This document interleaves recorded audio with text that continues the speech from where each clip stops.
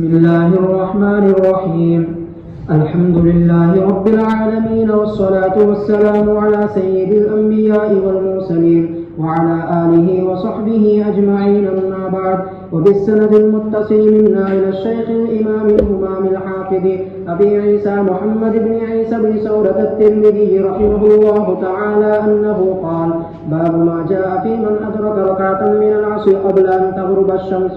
وبه قال حدثنا الأنصاري قال حدثنا معن قال حدثنا مالك بن أنس عن زيد بن أسلم عن عطاء بن يسار عن بصر بن سعيد وعن الأعرج يحدثونه عن أبي هريرة رضي الله عنه وعنهم عن النبي صلى الله عليه وسلم قال: من أدرك من الصبح ركعة قبل أن تطلع الشمس فقد أدرك الصبح، ومن أدرك من العصر ركعة قبل أن تغرب الشمس فقد أدرك العصر. وفي الباب عن عائشة رضي الله عنها قال أبو عيسى: حديث أبي هريرة رضي الله عنه حديث حسن صحيح. وبه يقول أصحابنا والشافعي وأحمد وإسحاق. ومعنى هذا الحديث عندهم لصاحب العذر مثل الرجل ينام عن الصلاة أو ينساها فيستيقظ ويذكر عند طلوع الشمس وعند غروبها. بسم اللہ الرحمن الرحیم. الحمد للہ رب العالمین، والصلاة والسلام علی اشرف الانبیاء وسید المرسلین وعلی آلہ وصحبہ اجمعین ومن تبعہم بإحسان فی کل زمان ومکان الی یوم الدین، اما بعد.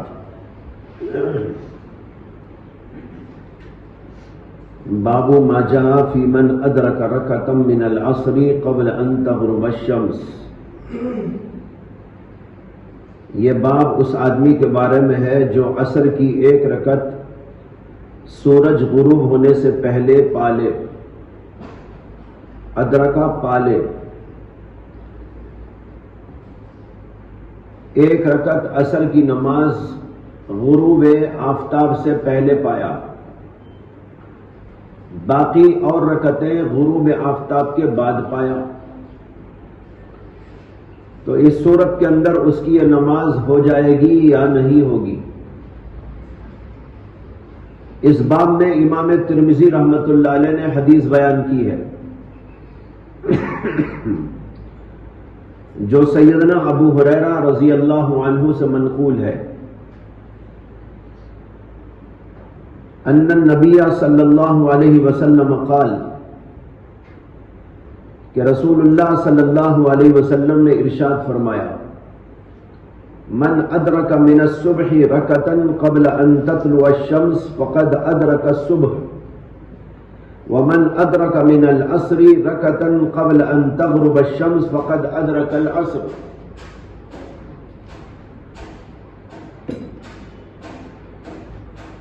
جو آدمی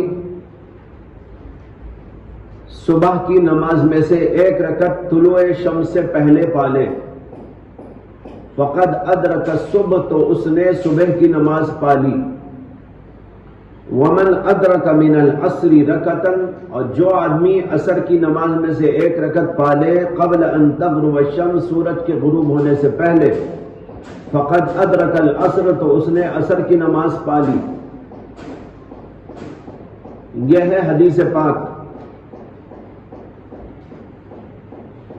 یہ حدیث بڑی معرکۃ الآراء حدیث ہے، اور یہ باب بھی بڑا معرکۃ الآراء باب ہے. اس سے کہ اس حدیث کے معنی کی تشریح میں حضرات علماء کرام و ائمہ اعظام کا اختلاف ہے.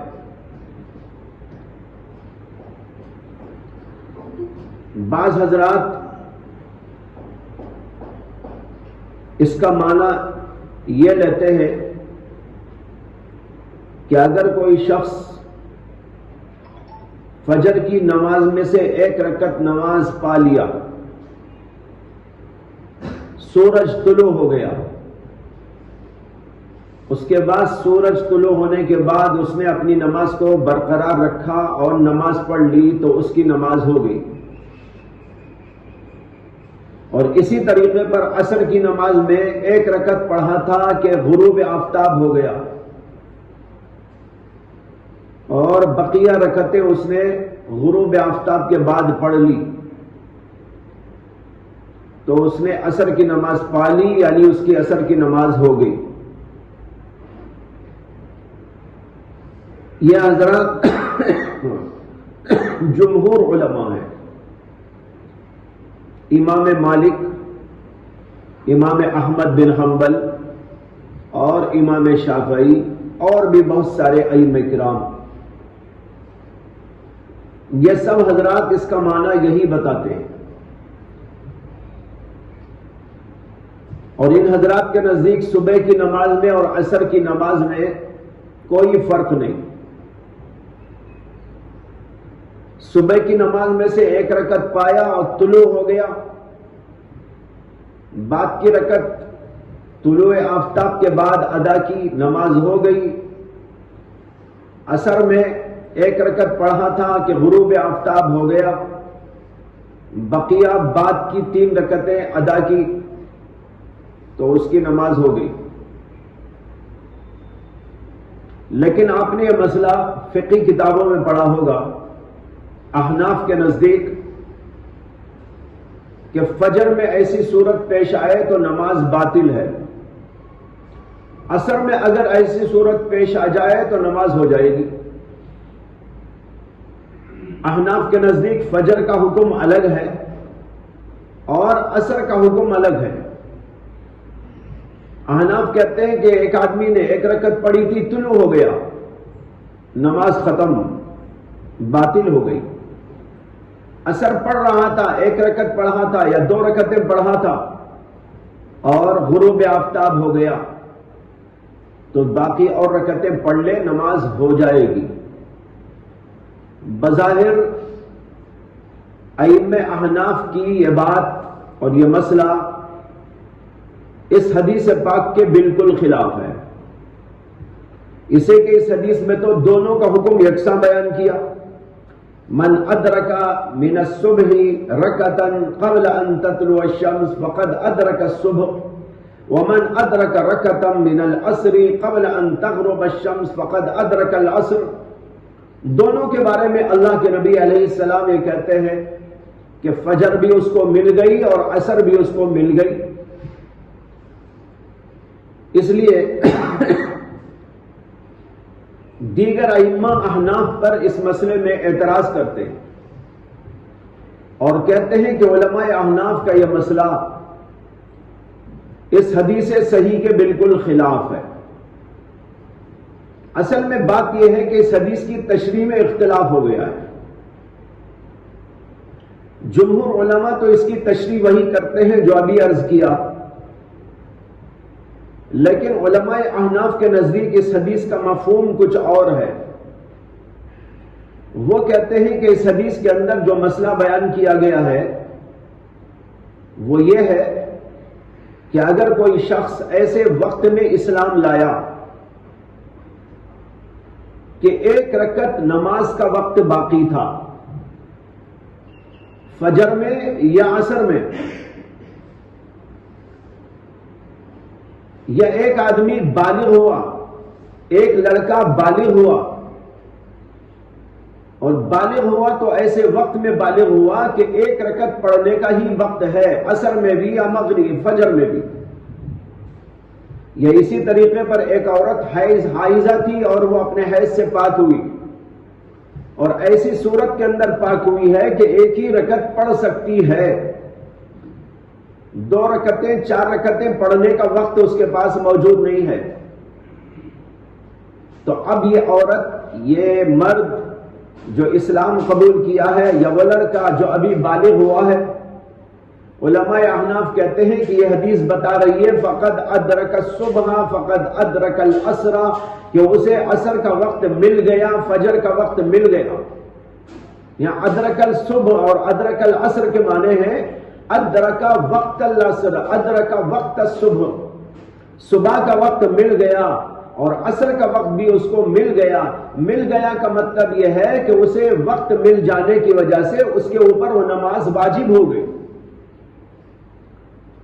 لہذا جو آدمی بالغ ہوا، جو لڑکا بالغ ہوا، ایک رکعت نماز پڑھنے کا وقت باقی ہے تو اس کے اوپر وہ نماز واجب ہو گئی، اس لیے بعد میں اسے قضا ادا کرنا ہے۔ اسی طرح جو آدمی اسلام قبول کیا اور ایک ہی رکعت کا وقت باقی ہے تو اس کے اوپر وہ نماز لاگو ہو گئی، واجب ہو گئی، لہذا اس کے اوپر قضا کرنا واجب ہے۔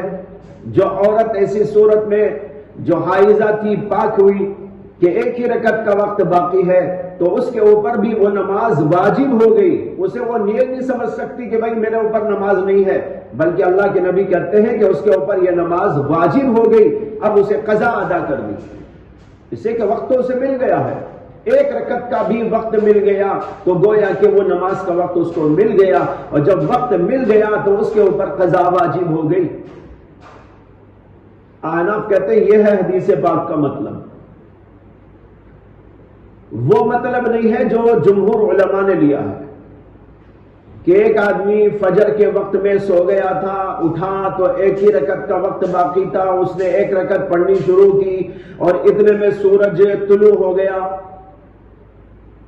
یا عصر میں ایسی صورت پیش آئی کہ ایک رکعت پڑھا تھا اور غروب آفتاب ہو گیا، بعد کی رکعتیں پھر اس نے ادا کی اسی کے ساتھ، تو اس کی فجر کی نماز ہو گئی اور عصر کی نماز ہو گئی۔ یہ حدیث نہیں بیان کر رہی ہے، حدیث تو یہ بیان کر رہی ہے جو ابھی عرض کیا گیا، تو اس حدیث کی تشریح میں اختلاف ہو گیا ہے۔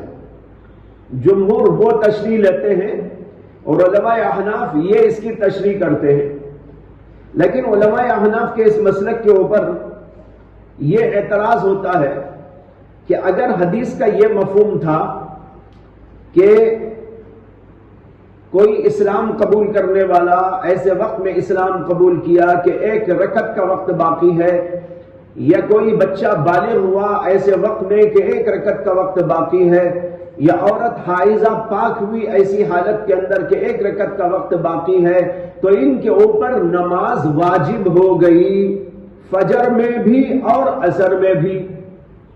یہ اگر اس کا مفہوم ہے تو ظہر کا بھی یہی مسئلہ ہے۔ تخصیص کی کیا ہے بات؟ جو مسئلہ فجر کا ہے، جو مسئلہ عصر کا ہے، وہی مسئلہ ظہر کا ہے، وہی مسئلہ مغرب کا ہے، وہی مسئلہ عصر کا ہے، وہی مسئلہ عشاء کا ہے۔ تمام نمازوں کا تو ایک ہی حکم ہے کہ اگر کوئی شخص ایمان لاتا ہے ایسی حالت میں کہ عشاء کی نماز کا وقت ختم ہونے میں ایک ہی رکعت کا وقت باقی ہے، تو وہاں بھی یہی کہا جائے گا کہ اس کے اوپر نماز واجب ہو گئی۔ مغرب میں بھی یہی صورت ہے۔ ظہر میں اگر ایسا مسئلہ پیش آیا کہ ایک آدمی اسلام قبول کیا ایسے وقت میں کہ ظہر کا وقت ختم ہونے کے اندر ایک ہی رکعت کا وقت باقی ہے، تو اس کے اوپر وہ نماز واجب ہو جاتی ہے۔ تو جب تمام نمازوں میں یہی بات ہے تو اللہ کے نبی علیہ الصلوۃ والسلام کی اس حدیث پاک کے اندر اس بات کی تخصیص کیوں کی گئی ہے فجر میں یا عصر میں؟ فجر و عصر کی تخصیص کیا معنی رکھتی ہے؟ اس اشکال کا علماء نے یہ جواب دیا ہے کہ چونکہ عصر کا وقت اور فجر کا وقت ایسا ہے کہ وقت کے نکلنے کا واضح طور پر اندازہ ہوتا ہے، وقت کا نکلنا محسوس طریقے پر معلوم ہوتا ہے، لہذا تخصیص اس لیے کر دی گئی ہے۔ باقی حکم کے لحاظ سے تو تمام نمازوں کا یہی حکم ہے، لہذا عصر میں مسئلہ پیش آئے تو بھی، ظہر میں پیش آئے تو بھی، عشاء میں پیش آئے تو بھی، فجر میں پیش آئے تو بھی، مسئلہ تو سب جگہ ایک ہی ہے، لیکن فجر کے وقت میں اور عصر کے وقت میں چونکہ طلوع اور غروب ہوتا ہے اور طلوع اور غروب سے اوقات بدلتے ہیں، اس لیے اللہ کے نبی علیہ الصلوۃ والسلام نے سمجھانے کے لیے ایک واضح اور محسوس چیز کو بیان کر دیا تاکہ دوسرے کے احکام کو سمجھنے میں بھی آسانی ہو۔ یہ ہمارے علماء کی تشریح ہے اور اس پر اعتراض کا یہ جواب دیا گیا ہے۔ یہ جواب اور یہ تشریح، یہ جو موجودہ سامنے ہمارے حدیث ہے، اس کے بارے میں تو یہ بات چل جائے گی، اور علماء احناف ساتھ ساتھ یہ بھی کہتے ہیں کہ جیسے اس حدیث میں تخصیص آئی ہے عصر کی اور فجر کی، اس سلسلے میں بعض روایات بغیر تخصیص کے بھی آئی ہیں۔ چنانچہ بخاری شریف کے اندر یہی حدیث موجود ہے تو اس کے اندر الفاظ ہیں من ادرک رکعۃ من الصلاۃ فقد ادرک الصلاۃ۔ اب اس کے اندر دیکھیے کوئی تخصیص نہیں ہے، نہ فجر کی نہ کسی اور نماز کی، بلکہ مطلقاً فرمایا گیا کہ جو آدمی نماز کی ایک رکعت پا لے تو اس نے نماز پا لی۔ تو معلوم ہوا کہ تمام نمازوں کا حکم ایک ہے، یہاں تخصیص کسی وجہ سے کر دی گئی اور اس کی وجہ وہ ہے جو عرض کی گئی آپ کے سامنے۔ لیکن اس کے اوپر اشکال یہ ہے کہ یہ بات علماء احناف کی بعض جگہ تو چل جائے گی، لیکن بعض روایات ایسی ہیں جس کے اندر علماء احناف کی یہ بات چل نہیں پائے گی، کیونکہ بعض روایات کے اندر یہ آتا ہے کہ نبی اکرم صلی اللہ علیہ وسلم نے ایسی جگہ پر فرمایا کہ جو آدمی صبح کی نماز میں سے ایک رکعت پا لے فَلْيُصَلِّ إِلَيْهَا أُخْرَى، صاف یہ الفاظ ہے اس میں، فَلْيُصَلِّ إِلَيْهَا أُخْرَى، اور بعض روایتوں میں ہے فَلْيُتِمَّ صَلَاتَهُ، اور بعض میں ہے يَتِمُّ صَلَاتَهُ، من أَدْرَكَ رَكْعَةً مِنَ الْعَصْرِ یا رَكْعَةً مِنَ الْفَجْرِ، اس کے بعد میں ہے فَلْيُصَلِّ إِلَيْهَا أُخْرَى فَلْيُتِمَّ صَلَاتَهُ، يُتِمَّ صَلَاتَهُ، یہ الفاظ متعدد روایات کے اندر وارد ہوئی۔ اب سوال پیدا ہوتا ہے کہ اللہ کے نبی تو یہ بول رہے ہیں کہ جو آدمی عصر کی نماز پا لے یا فجر کی نماز پا لے اس کی ایک رکعت کو پا لے، اس کو چاہیے کہ ایک رکعت اور ملا لے، فَلْيُصَلِّ إِلَيْهَا أُخْرَى، یا یوں کہا يُتِمَّ صَلَاتَهُ، اپنی نماز کو مکمل کر لے۔ یہاں پر وہ تعبیر چلتی ہوئی دکھائی نہیں دیتی جو اوپر آپ کے سامنے عرض کی گئی، اسے کہ اس کا مطلب تو صاف یہ ہوا کہ اگر کوئی آدمی فجر کی نماز پڑھنے لگا اور ایک رکعت پڑھا تھا، اتنے میں سورج طلوع ہو گیا، اللہ کے نبی کہتے ہیں فَلْيُتِمَّ صَلَاتَهُ، اپنی نماز کو مکمل کر لے، تو معلوم ہوا نماز مکمل ہو جاتی ہے، یہی مسئلہ بیان کیا گیا ہے۔ اور علماء احناف جو تعبیر کر رہے ہیں اس کے اندر کہ حدیث کا مطلب یہ ہے ادرکا کے معنی کہ اسے وقت مل گیا، وقت مل گیا، پڑھ نہیں رہا تھا وہ، بلکہ اللہ کے نبی یہ بول رہے ہیں کہ وقت اسے مل گیا، جب وقت مل گیا تو بعد میں قضا کرے۔ لیکن یہ تعبیر یہاں پر نہیں چل سکتی، اس میں تو صاف ہے فَلْيُصَلِّ إِلَيْهَا أُخْرَى، ایک رکعت اور ملا لے اس کے ساتھ۔ یہ ایک رکعت اور ملانے کی بات تو وہی ہو سکتی ہے جہاں نماز وہ پڑھ رہا تھا، طلوع ہو گیا، اللہ کے نبی کہتے ہیں اس کے ساتھ ایک رکعت اور ملا لے، یا یوں کہتے ہیں فَلْيُتِمَّ صَلَاتَهُ، اپنی نماز کو مکمل کر لے۔ تو یہ معلوم ہوتا ہے کہ یہ تعویل یہاں چل نہیں پائے گی، اس لیے بہت سارے ہمارے علماء نے بھی علماء احناف کی اس تعویل کے بارے میں اطمینان کا اظہار نہیں کیا، انہوں نے کہا کہ علماء احناف کی یہ تعویل یہاں چل نہیں پاتی۔ اور پھر دوسری بات یہ ہے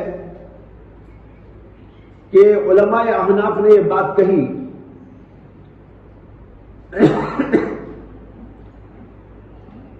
کہ ہم یہ تعویل اس لیے کر رہے ہیں حدیث میں کہ بعض احادیث وہ ہیں جس کے اندر طلوع کے وقت اور غروب کے وقت میں نماز پڑھنے کو مکروہ اور ناجائز قرار دیا گیا، جیسے کہ آپ جانتے ہیں کل بھی بات آئی تھی کہ طلوع کے وقت نماز نہ پڑھو، غروب کے وقت نماز نہ پڑھو، استواء کے وقت میں نماز نہ پڑھو، یہ روایات موجود ہیں۔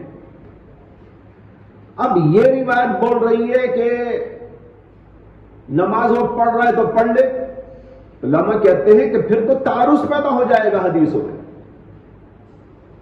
پھر تو تعارض پیدا ہو جائے گا حدیثوں میں۔ اللہ کے نبی تو کہہ رہے ہیں کہ طلوع کے وقت نماز نہ پڑھو، غروب کے وقت نماز نہ پڑھو۔ اب یہ حدیث بتا رہی ہے کہ ایک آدمی اگر نماز شروع کر دیا، ایک رکعت پڑھا تھا تو اور ایک رکعت بھی پڑھ لے طلوع کے وقت میں، یا غروب ہو رہا ہے تو غروب کے وقت میں پڑھ لے۔ تو وہاں تو منع کیا تھا، اور اس حدیث کے اندر یہ آ رہا ہے کہ پڑھ لے، تو اس میں تعارض ہو گیا کہ نہیں ہو گیا؟ ایک حدیث یہ بتا رہی ہے کہ نہ پڑھنا چاہیے طلوع کے وقت، غروب کے وقت، استوا کے وقت، اور یہ حدیث اگر وہ تشریح لی جائے جو علماء جمہور پیش کرتے ہیں تو تعارض واقع ہوتا ہے۔ علماء حناف کہتے ہیں تعارض سے بچنے کے لیے ہم نے اس کی ایسی تشریح کی ہے جس سے تعارض نہیں پیدا ہوتا۔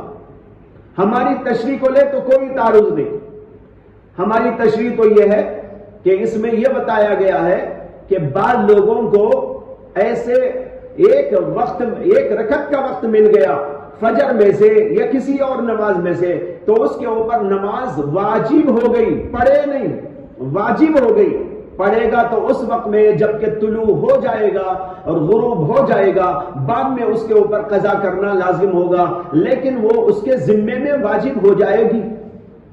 علماء حناف کہتے ہیں اگر یہ تشریح کو آپ نہیں مانتے تو پھر اس صورت کے اندر، احادیث کے اندر تعارض کو تسلیم کر رہا ہوگا، اور تعارض کو دفع کرنے کے لیے آپ تخصیص سے کام لیں گے۔ تعارض تو ہے، اب تعارض کیسے ختم ہوگا؟ تو جمہور کہتے ہیں تعارض اس طرح ختم ہوگا کہ ہم تخصیص کر دیں گے اس میں، اور کہیں گے کہ بھائی آج کی فجر میں ایسا مسئلہ پیش آ رہا ہے، یا آج کی عصر میں ایسا مسئلہ پیش آ رہا ہے، یہ ممنوع نہیں ہے، تخصیص کر دی۔ حدیث تو عام تھی اور حدیث میں تخصیص کی۔ علماء حناف کہتے ہیں کیا ضرورت ہے تخصیص کرنے کی، حدیث کو عام رکھیے اور اس کی ایسی تشریح کیجئے جس سے کہ تعارض ہی لازم نہ آئے، اس لیے علماء احناف نے یہ تشریح کی۔ اب رہا یہ مسئلہ جو شروع میں نے عرض کیا تھا کہ علماء احناف کے نزدیک مسئلہ یہ ہے کہ اگر کوئی شخص فجر کی نماز پڑھنے لگا، ایک رکعت پڑھا تھا کہ طلوع ہو گیا تو اس کی نماز باطل ہے، اور عصر کے اندر ایسی صورت پیش آئی کہ ایک رکعت پڑھا تھا غروب ہو گیا تو اس کی نماز ہو جائے گی۔ تو آپ کو پہلے ذہن میں رکھ لینا چاہیے کہ یہ مسئلہ حدیث سے متعارض نہیں ہے، اسے کہ حدیث کی وہ تشریح ہی نہیں ہے ہمارے پاس۔ اگر جمہور کی تشریح قبول کریں گے تو آپ کو کہنا پڑے گا کہ علماء احناف کا یہ مسئلہ حدیث سے ٹکرا رہا ہے۔ بات سمجھ میں آ رہی ہے نہیں آ رہی ہے؟ اگر جمہور کی تشریح آپ قبول کریں تو آپ کو یہ کہنا پڑے گا کہ علماء احناف کا یہ مسئلہ حدیث پاک سے ٹکرا رہا ہے، اسے کہ حدیث تو کہہ رہی ہے فقد ادرک الصبح فقد ادرک العصر، دونوں میں ایک ہی مسئلہ بیان کر رہی ہے، اور علماء احناف مسئلے میں فرق کر رہے، فجر میں پیش آئے تو نماز باطل، عصر میں پیش آئے تو نماز ہو جائے، تب تو تعارض ہوگا۔ لیکن حقیقت یہ ہے کہ علماء احناف نے جو مسئلہ بیان کیا ہے وہ حدیث سے متعارض نہیں ہے، اس لیے کہ حدیث کا وہ مفہوم ہی نہیں ہے علماء احناف کے پاس۔ ان کے نزدیک تو مفہوم وہ ہے جو عرض کیا گیا کہ کوئی آدمی ایمان لایا ایسے وقت میں کہ ایک رکعت کا وقت باقی تھا، کوئی بچہ بالغ ہوا ایسے وقت میں کہ ایک رکعت کا وقت باقی تھا، کوئی عورت پاک ہوئی حیض سے ایسے وقت میں کہ ایک رکعت کا وقت باقی تھا، تو ان لوگوں پر نماز واجب ہو گئی۔ یہ مسئلہ دیگر ہے، اور جو علماء احناف یہ فجر کا عصر کا مسئلہ بیان کر رہے ہیں اس سے کوئی تعارض اس میں نہیں ہے۔ ہاں جمہور کی تشریح سے تو تعارض واقع ہوتا ہے، لیکن احناف کہتے ہیں کہ ہمارے نزدیک تو وہ تشریح اس کی ہے ہی نہیں، اور اس کی تشریح تو وہ ہے جو عرض کر دی گئی، اور اس تشریح کے اعتبار سے ہمارا بیان کیا ہوا مسئلہ حدیث سے متعارض نہیں ہے۔ حدیث میں ایک اور مسئلہ بیان کیا گیا ہے اور ہم نے جو مسئلہ بیان کیا وہ ایک اور مسئلہ ہے۔ اب سوال یہ ہے کہ علماء احناف نے یہ جو مسئلہ بیان کیا اس کی دلیل کیا ہے کہ فجر میں اگر کوئی پڑھ رہا تھا ایک رکعت پڑھا طلوع ہو گیا نماز باطل، عصر میں صورت پیش آئی تو نماز ہو گئی. یہ جو فرق کرتے ہوئے مسئلہ بیان کیا ہے اس کی دلیل کیا ہے؟ علماء احناف کہتے ہیں اس کی دلیل حدیث نہیں ہے، اس کی دلیل اجتہاد ہے، قیاس ہے. اور یہ آپ کو معلوم ہے کہ دلائل شرعیہ 4 ہیں. دلیل قرآن سے بھی دی جا سکتی ہے، دلیل حدیث سے بھی دی جا سکتی ہے، دلیل اجماع امت بھی ہوتی ہے، اور دلیل قیاس سے بھی پیش کی جا سکتی ہے. اور اس کے اوپر جمہور علماء امت بلکہ جمہور اہل سنت کا اتفاق ہے کہ دلائل شرعیہ 4 ہیں، ان کے اندر قیاس بھی ایک دلیل ہے. علماء احناف کہتے ہیں کہ ہمارے پاس اس مسئلے میں اجتہاد اور قیاس دلیل ہے. حدیث سے کوئی دلیل ہم کو نہیں ملی، نہ قرآن میں دلیل ملی نہ حدیث میں دلیل ملی. اور جو حدیث ابھی سامنے ہے وہ اس موضوع کی نہیں، اس کا معنی دیگر ہے، اس کی تشریح دیگر. اس لیے حدیث میں بھی یہ مسئلہ ہم کو نہیں ملا. جب حدیث میں مسئلہ نہیں ملا تو ہم نے اجتہاد کیا اور قیاس کیا. قیاس کیا کیا؟ آپ نے ہدایہ میں پڑھا ہوگا، ہدایہ میں تشریح کے ساتھ یہ مسئلہ بیان کیا گیا ہے. تفصیل اس کی یہ ہے کہ علماء احناف کہتے ہیں کہ جو نماز آدمی پڑھتا ہے اس نماز کا سبب، وجوب کا سبب کیا ہوتا ہے؟ یہ تو آپ کو معلوم ہے کہ اوقات اسباب نماز ہے. ظہر کا وقت آئے گا تو ظہر کی نماز آپ پر واجب، عصر کا وقت آئے گا تو عصر کی نماز واجب، مغرب کا وقت آئے گا تو مغرب کی نماز واجب، عشاء کا وقت آئے گا تو عشاء کی نماز واجب. تو اوقات نماز اسباب نماز ہیں، اسباب موجبہ للصلاۃ ہیں. یہ بات تو طے ہے. لیکن سوال یہ ہے کہ وقت تو موسع ہوتا ہے، وسیع ہوتا ہے، تو اس میں سے کون سا وقت سبب بنے گا؟ یہاں علماء احناف نے قیاس کیا، اجتہاد کیا. اس لیے کہ وقت جو ہوتا ہے ایک اول وقت ہوتا ہے، ایک آخری وقت ہوتا ہے، ایک بیچ کا وقت بھی ہوتا ہے. اوقات تو لمبے ہوتے ہیں، جیسے مثال کے طور پر فجر کا وقت ہو گیا، فجر کا وقت ہونے کے بعد طلوع تک اس کا وقت رہتا ہے. ظہر کا وقت ہوا تو 2 مثل تک، اور دوسرے علماء کے نزدیک 1 مثل تک اس کا وقت باقی رہتا ہے. عصر کا وقت بھی مغرب کے قریب قریب تک باقی رہتا ہے. عشاء کا وقت، مغرب کا وقت عشاء کے قریب تک باقی رہتا ہے. تو کافی موسع ہوتا ہے وقت. اب سوال یہ ہے کہ اس پورے وقت میں سے کون سا وقت نماز کا سبب بنتا ہے؟ علماء احناف کہتے ہیں کہ دیکھیے، اس میں ایک صورت یہ ہو سکتی ہے کہ ہم اول وقت کو نماز کا سبب قرار دیں. اول وقت کو نماز کا سبب قرار دے. امکانی صورت ایک یہ ہے، مثلا ظہر کا وقت آیا 1 بجے، تو 1 بجے کا جو وقت ہے وہی سبب ہے نماز کا، یا تو یہ کہیں. لیکن یہ ماننے سے ایک خرابی لازم آتی ہے.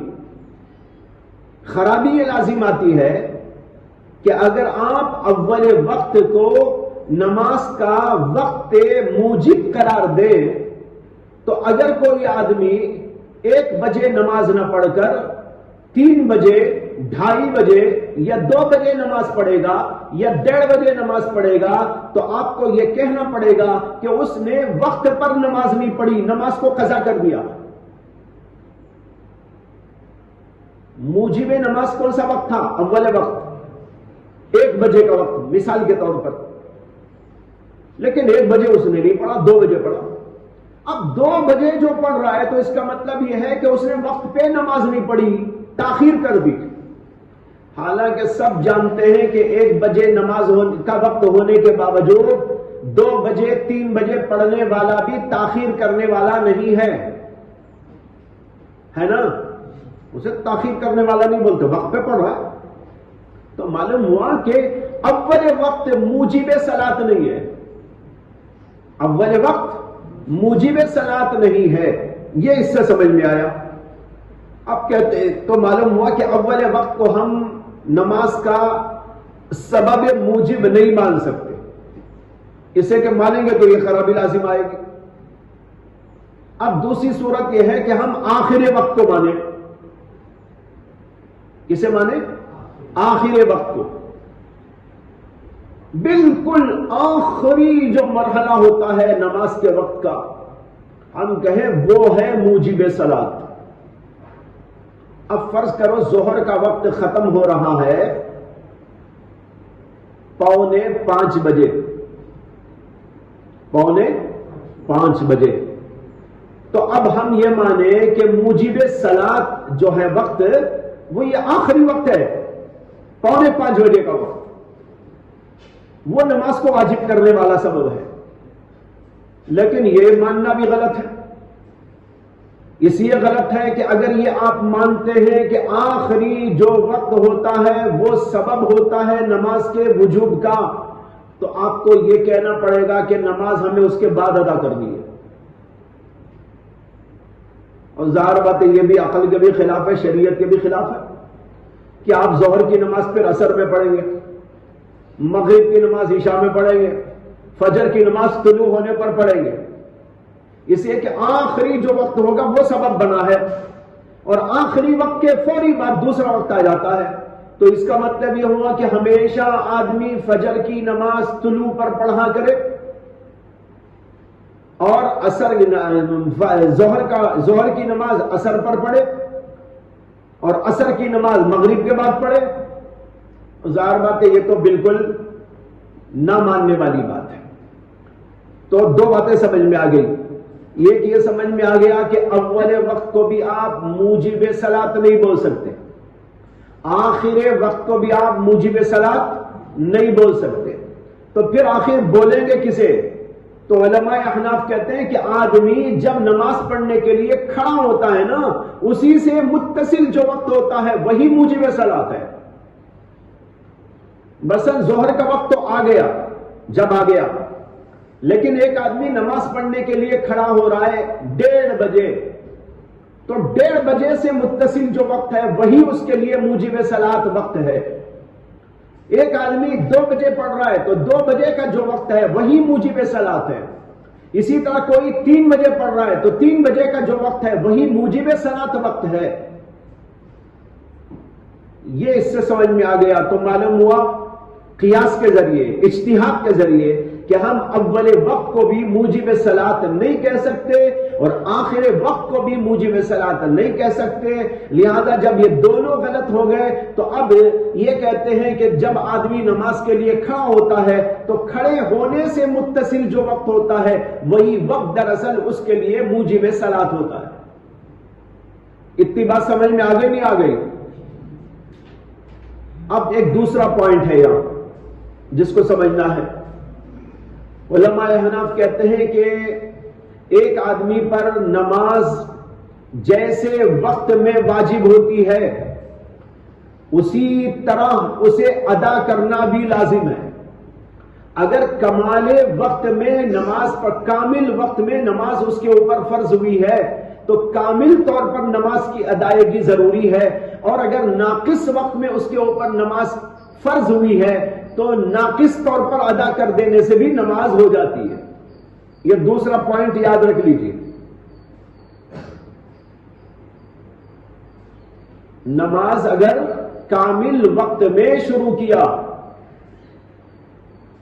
کامل وقت میں ختم کرنا ہوگا، اور ناقص وقت میں اگر شروع کیا تو ناقص وقت میں بھی پوری کر دے گا تو نماز ہو جائے گی، اس لیے کہ جیسا اس کے اوپر نماز فرض ہوئی ہے اسی طرح اس کے اوپر ادائیگی واجب ہے۔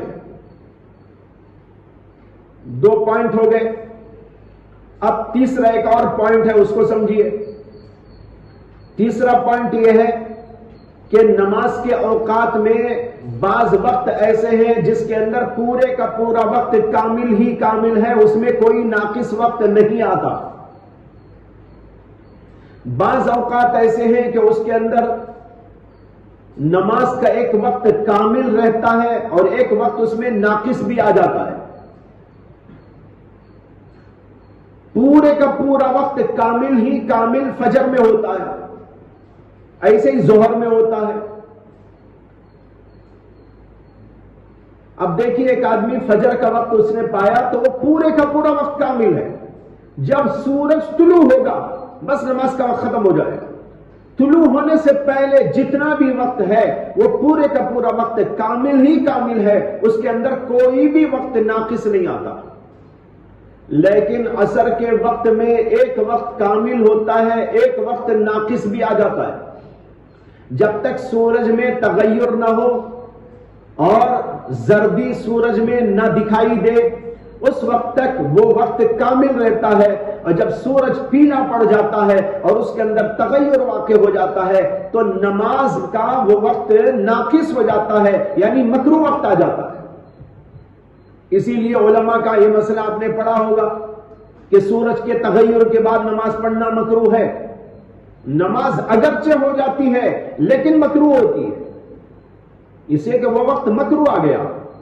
لیکن فجر میں ایسا کوئی وقت نہیں ہے، فجر کا پورا وقت کامل ہی کامل، سورج غروب طلوع ہوتے ہی ختم ہو جائے گا. لیکن جتنا بھی وقت ہے وہ مکمل پورے کا پورا کامل ہی کامل وقت ہے. لیکن عصر میں دو وقت آتے ہیں، ایک کامل وقت ہوتا ہے جب تک سورج چمکتا رہتا ہے اور سفیدی اس کے اندر ظاہر رہتی ہے، اور جب اس کے اندر تغیر ہو کر پیلا پن آ جاتا ہے وقت مکروہ شروع ہو جاتا ہے. یہ تیسرا پوائنٹ. اب آئیے مسئلے کی طرف. ایک آدمی فجر کی نماز پڑھنا شروع کیا، وہ پورے کا پورا وقت کامل ہے، وہ پورے کا پورا وقت کامل ہے. تو جب بھی وہ شروع کرے گا اسی سے متصل جو وقت ہوگا وہ اس کے لیے موجب صلاۃ ہوگا. جیسے کہ پہلے نمبر والے پوائنٹ میں عرض کر دیا ہے، جب شروع کرے گا نماز پڑھنا شروع کرے گا نا، اب سمجھو کہ ایک ہی رکعت کا وقت باقی ہے، وہ شروع کر رہا ہے لیکن وہ وقت بھی کامل وقت ہے. اسے کہ فجر میں تو کوئی بھی ناقص وقت آتا ہی نہیں، لہذا اس نے نماز شروع کی تو کامل وقت میں شروع کی، اور شروع کر کے ایک رکعت پڑھا تھا، طلوع ہو گیا. طلوع ہوتے ہی جو ہے نماز کا وقت ختم ہو گیا اور مکروہ وقت آ گیا. شروع کیا تھا کامل وقت میں، اب وہ ادا کرے گا ناقص وقت میں. تو علماء احناف وہ دوسرے نمبر والے پوائنٹ میں کہتے ہیں کہ جیسی نماز شروع کیا تھا ناقص شروع کیا ناقص ختم کر سکتا ہے، کامل شروع کیا تو کامل ہی ختم کرنا ضروری ہے. اب یہاں کامل شروع کیا لیکن ختم ہو رہی ہے ناقص، اس لیے نماز باطل ہو گئی، فجر میں نماز باطل ہو گئی. اس لیے کہ شروع کیا جب تو وہ وقت تھا اس کا کامل وقت. اسے کہ نمبر 1 والے پوائنٹ میں بتایا تھا نا، جب نماز کے لیے کھڑا ہوتا وہی وقت اس کے لیے موجب صلاۃ ہوتا ہے، اسی سے متصل وقت. اب اس سے متصل جو وقت تھا وہ کامل ہی وقت تھا، اور کامل وقت میں شروع کیا اور جب ختم کر رہا ہے تو ناقص وقت آ گیا، لہذا نماز باطل ہو جائے. اب لیجیے عصر والا مسئلہ. ایک آدمی نے عصر کی نماز شروع کی ایسے وقت میں کہ ایک رکعت پڑھنے کا وقت باقی تھا. ظاہر بات ہے یہ ایک رکعت پڑھنے کا وقت باقی ہوگا تو تغیر ہو چکا ہوگا، سورج پیلا پڑ چکا ہوگا، یعنی ناقص وقت آ چکا ہوگا. اس وقت میں جب نماز اس نے شروع کی تو نماز کا سبب اس کے لیے جو تھا موجب وہ بھی ناقص ہی تھا. ناقص وقت میں شروع کیا، ناقص وقت اس کے لیے موجب صلاۃ بنا. اب وہ نماز کو غروب پر بھی پڑھ رہا ہے تو ناقص وقت میں شروع کیا ناقص وقت میں ختم کیا، لہذا نماز ہو جائے گی. کامل میں شروع کر کے ناقص آ جائے نماز نہیں ہوگی، ناقص میں شروع کر کے ناقص ہی ختم کرے نماز ہو جائے گی. سمجھ میں آئی نا بات؟ یہ 3 پوائنٹوں کو رکھ کر علماء احناف نے یہ مسئلہ پیش کیا ہے. یہ پورے کا پورا اجتہادی مسئلہ ہے. اس کے لیے قرآن سے دلیل نہیں ہے، اس کے لیے حدیث سے دلیل نہیں ہے، اور جو حدیث ہمارے سامنے یہاں موجود ہے اس کا وہ مفہوم نہیں ہے، اس کا مفہوم دوسرا ہے، یہ مسئلہ دوسرا ہے۔ اب یہ مسئلہ اجتہاد اور قیاس سے علماء احناف نے بیان کیا، کہتے ہیں کہ ہم نے قیاس کے ذریعے مسئلہ بتایا ہے اور اس کے خلاف کوئی حدیث ہمارے پاس موجود نہیں ہے، جو حدیث سامنے موجود ہے اس کا وہ مفہوم نہیں ہے۔ سمجھ میں آ گئی بات؟ یہ ہے جو اس مسئلے کی تشریح کے اندر تفصیلات ہیں اور علماء نے اس سلسلے میں وضاحتیں کی۔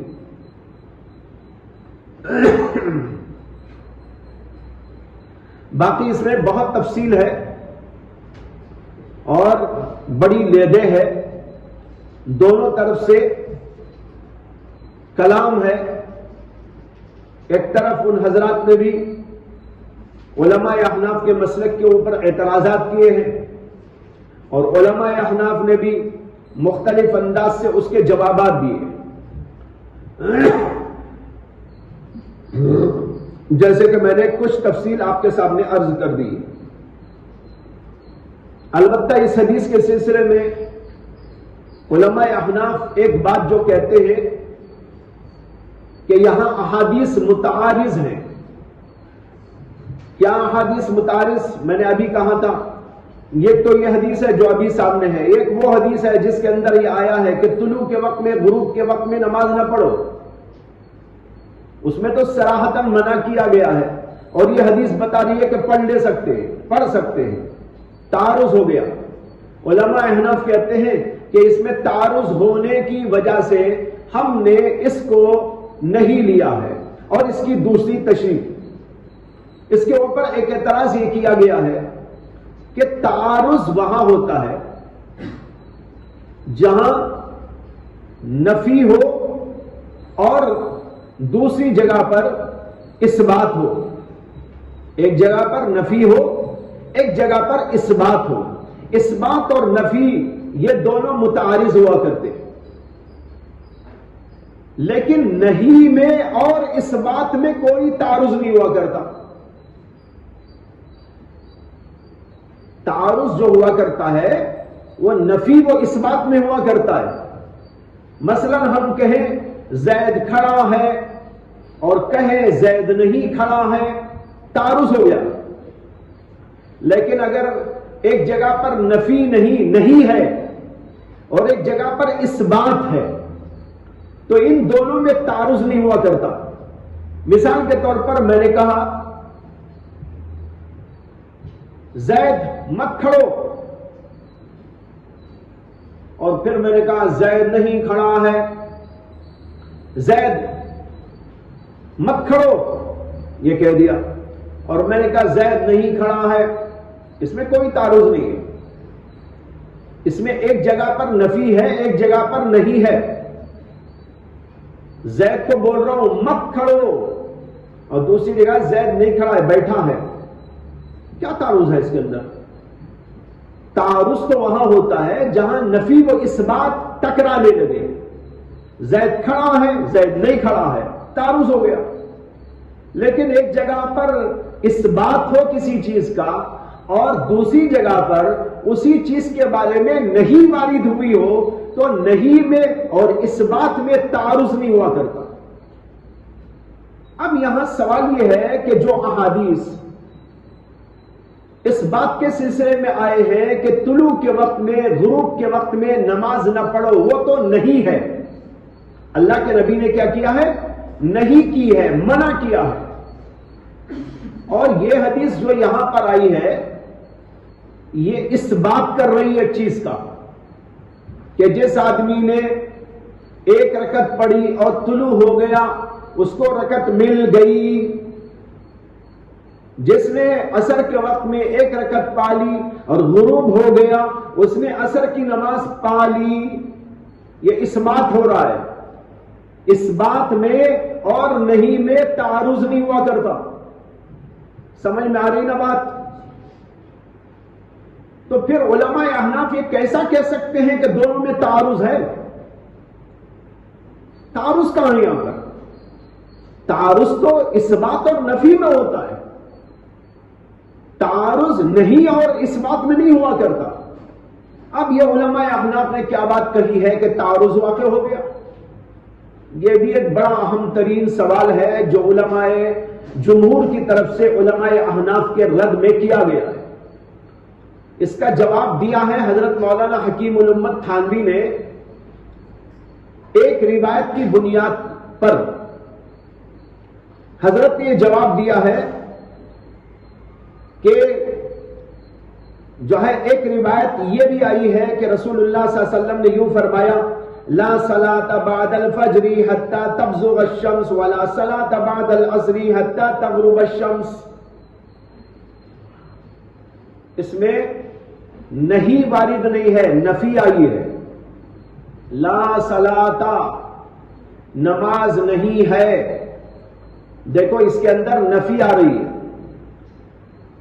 آپ نے کل حدیث پڑھی تھی نہا رسول اللہ صلی اللہ علیہ وسلم عن الصلاۃ بعد العصر وعن الصلاۃ بعد الفجر، وہاں تو نہیں کا لفظ آیا تھا، لیکن اس حدیث کے اندر نہیں آئی بلکہ یہاں نفی آئی ہے. اور یہ فرمایا گیا لا صلاۃ بعد الفجر ولا صلاۃ بعد العصر. حضرت تھانوی کہتے ہیں کہ جب یہ روایت موجود ہے نفی والی تو اب نفی و اس بات دونوں سامنے آ گئے، اور اس بات و نفی کے اندر تعارض ہوا کرتا ہے. اس لیے علماء احناف نے کہا ہے کہ اس میں تعارض واقع ہے. یہ حضرت تھانوی نے اگرچہ بات کہی ہے لیکن اس کے اوپر اشکال ہوتا ہے. اشکال یہ ہوتا ہے کہ جب بہت ساری روایات کے اندر نہیں کا لفظ آیا ہے، جیسے کل آپ نے پڑھی اس کے اندر صاف راوی کہتا ہے نہن نبی صلی اللہ علیہ وسلم، اللہ کے رسول نے منع کیا ہے. جب بہت ساری روایات کے اندر نہیں وارد ہوئی اور یہ فرمایا کہ نماز نہ پڑھو، تو یہ ایک روایت جس میں لا صلاۃ لفظ آ گیا ہے اس کو بھی ہم کیوں نہ نہیں پر محمول کر لیں.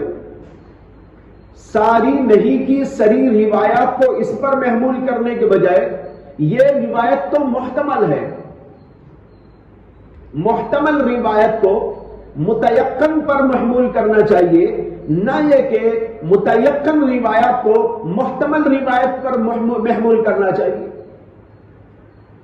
اس لیے کہ اس کے اندر احتمال ہے. لا صلاۃ کا جو لفظ ہے کبھی لا صلاۃ نفی کے لیے آتا ہے تو کبھی لا صلاۃ یعنی یہ لا نفی کے لیے بھی آتا ہے، کبھی نہیں کے لیے بھی آتا ہے. جیسے حدیث میں آتا ہے کہ اللہ کے نبی علیہ الصلوۃ والسلام نے ارشاد فرمایا لا صلاۃ لجار المسجد الا فی المسجد. اب یہاں لا صلاۃ کا مطلب یہ ہے کہ نہ پڑھو، نماز نہ پڑھو. تو اب یہاں نہ پڑھو جیسے مفہوم لیا جا رہا ہے. اسی طرح قرآن میں آیا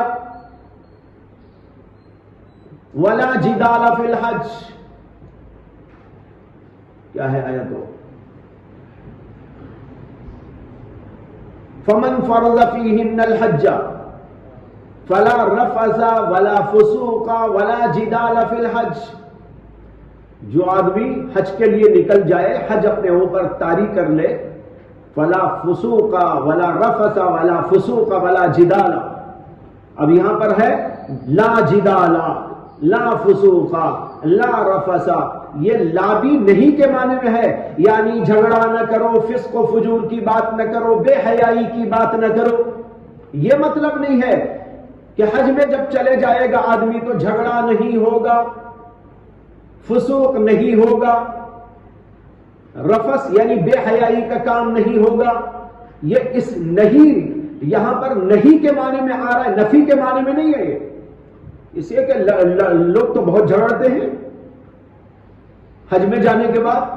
تو اللہ کے نبی یہ کیسے کہہ سکتے ہیں کہ لا جدال، جھگڑا نہیں ہوتا حج میں؟ ارے وہاں تو بہت جھگڑا ہوتا ہے، لوگ معمولی باتوں پہ جھگڑ لیتے ہیں. اسی طریقے پر فسوق نہیں ہوتا کا مطلب یہ ہے فسق و فجور کی بات نہ کرو، گناہ کی بات نہ کرو. تو بتایا رہا ہوں کہ لا صلاۃ یہاں پر جو آیا یہ محتمل روایت ہے. اس میں احتمال یہ بھی ہے کہ یہ لا صلاۃ اس معنی کر ہو کہ نماز نہ پڑھو، جیسے لا جدال اور لا فسوق میں ہے کہ لا فسق نہ کرو، فجور نہ کرو، جھگڑا نہ کرو، یہی معنی یہاں پر بھی ہو سکتا ہے۔ اس کے مقابلے میں جو حدیثیں ہیں وہاں تو نہیں کا لفظ صریح موجود ہے، اس میں تعویل کی گنجائش ہے، یہ لفظ محتمل ہے۔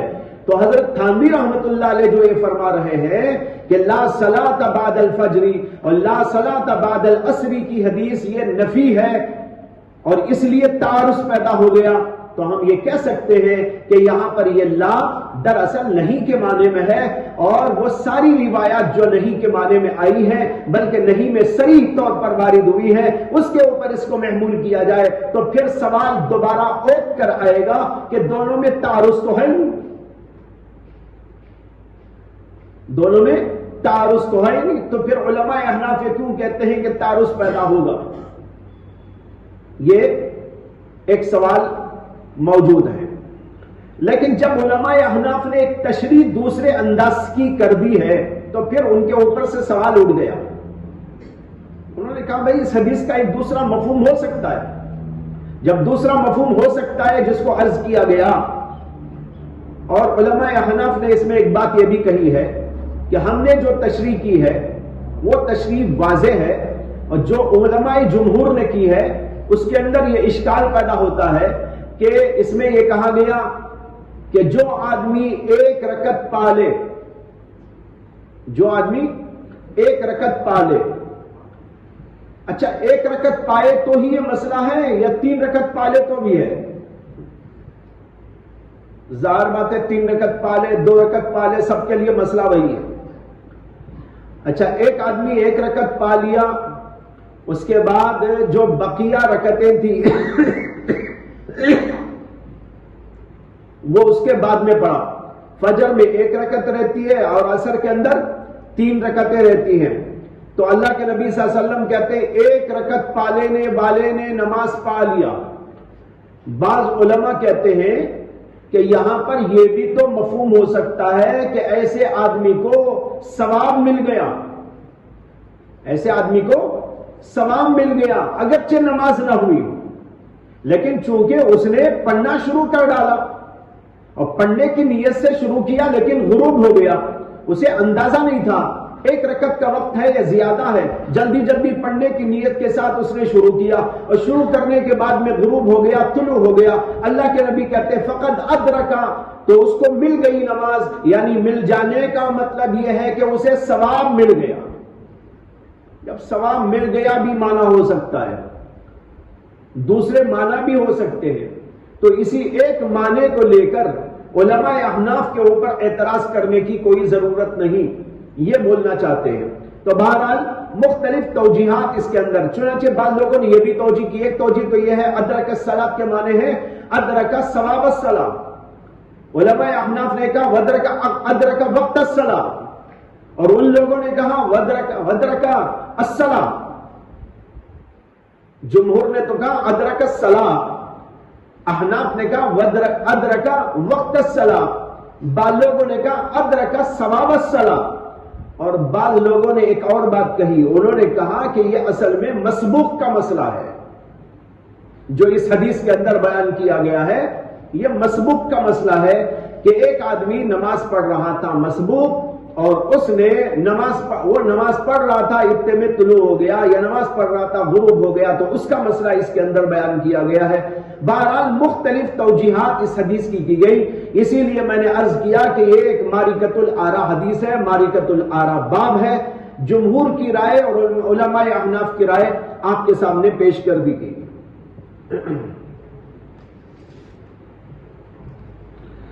امام ترمذی اس باب کے بارے میں کہتے ہیں فی الباب عن عائشہ قال ابو عیسیٰ حدیث ابی ہریرہ حدیث حسن صحیح وبه يقول اصحابنا والشافعی واحمد واسحاق ومعنى هذا الحديث عندهم للصاحب العذر مثل الرجل ينام عن الصلاة او ينساها فيستيقظ ويذكر عند طلوع الشمس وعند غروبها، کہتے ہیں کہ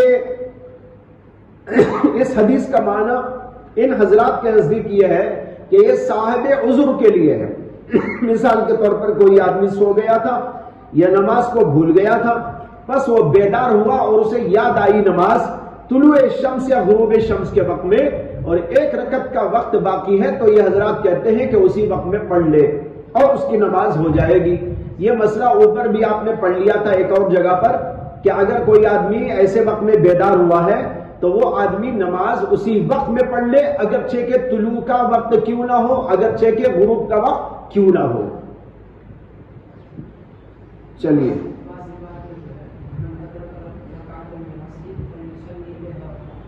ہاں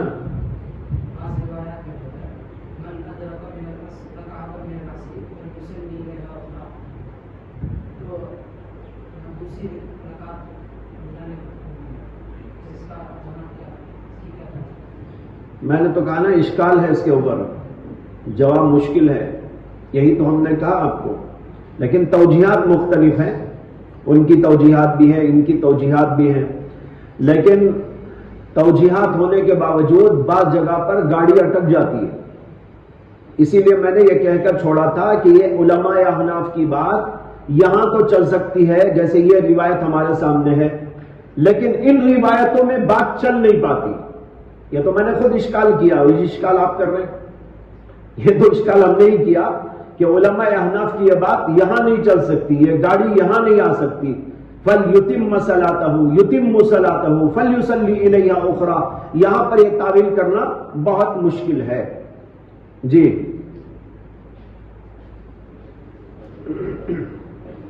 باب ما جاء فی اختلافی جو مسائل ہیں اس کے اندر پوری بات ہر جگہ پر چل جائے بہت مشکل بات ہے، سمجھ میں آیا؟ اسی لیے میں نے کہا اس کے اوپر لے دے بہت ہے اور بہت طویل گفتگو ہے، ادھر سے اعتراضات ہیں، ادھر سے اس کی کچھ جوابات ہیں، پھر ادھر سے اعتراض ہیں، ادھر سے جوابات ہیں۔ اسی لیے علامہ رشید احمد گنگوئی رحمت اللہ علیہ نے بھی یہ اظہار کیا ہے کہ مکمل طور پر علماء احناف کے مسلک کے اوپر اطمینان نہیں ہوتا۔ مولانا رشید احمد گنگوہی نے یہ بات کہی ہے، شبیر احمد عثمانی رحمت اللہ علیہ نے بھی یہ بات کہی ہے، اس لیے کہ لے دے ہے اور بعض جگہ پر گاڑی اٹک جاتی ہے اور اس کا جواب دینا بہت مشکل ہے۔ اس میں سے ایک یہ اعتراض بھی ہے جو ابھی آپ کی طرف سے آ رہا ہے۔